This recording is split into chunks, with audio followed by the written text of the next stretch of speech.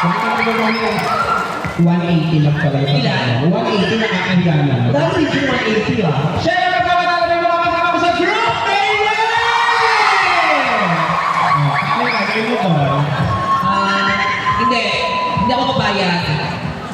May tayo kang papatalo. Ang gaganda ng mga naging ninyo, ha? Ulitin natin. Hiya mo na kasama mataas na palakpakan! 645. Ate Halalara po, hindi po tumitigil umisip ng mga programa na makakatulong sa aking mga kababayan. Patuloy po tayong mag-iisip, patuloy po tayong gagawa ng mga makabuluhang proyekto para sa ikauunlad ng bawat gigintenyo. At palagi po tayo nakasuporta sa lahat ng programa na makakatulong sa aking mga kababayan.